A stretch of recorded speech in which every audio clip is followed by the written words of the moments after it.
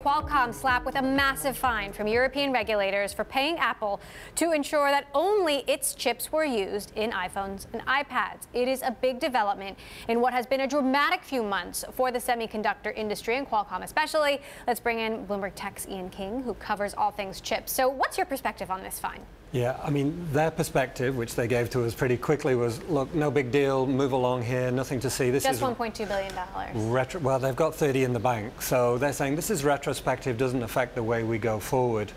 But it's unavoidable.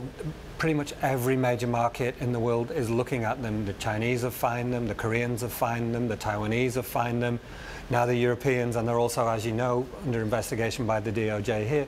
So this really is a cumulative thing which looks very bad for them. Fine them for this very same thing or for other practices? A mixture of things. They're saying that the European thing is focused on their chip business and not really on this licensing business that they have, so it's a separate thing and no need to worry. But regulators looking at your business is not a good thing.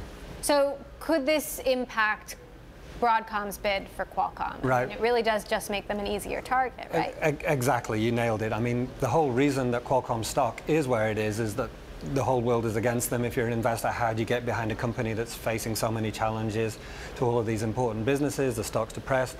Therefore, Broadcom's bid, guaranteed money, maybe it looks more attractive in that light. If there's no path towards getting these things resolved, and we have to point out that Qualcomm tends to win over time, but if there's no clear and present path towards getting away with all of these things, then maybe the Broadcom offer starts to look more attractive. You have a new story out about how Broadcom is already dominating the supply chain. How, who does that mean for Apple as well? Yeah, I mean, we looked at this, and because you remember, Emily, when Broadcom came out and announced their bid for Qualcomm, they were like, oh, don't worry, we've talked to our biggest customers, they're okay with this. And you think, oh, hold on a minute, that doesn't make any sense, right? Why would they want people to get together? Because what does that mean? That normally means prices go up.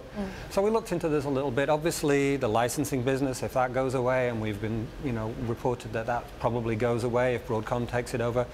And then, well, what happens? What is it? Is it a shell of a company? What's left? Well, the chip business is really important. That core modem business, the whole industry needs that, and that's great. What makes Qualcomm a more broad threat to Apple, for example, is Apple makes competing products. Apple makes processors, the A series, which compete with Snapdragon.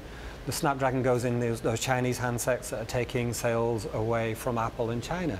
Maybe if Broadcom doesn't put as much money into that or doesn't focus on that business as much, Apple's premium starts to go back up again. It starts to be perceived as the best handset maker in the world by a bigger margin. Who knows? I mean, there are all of these considerations that might be going on.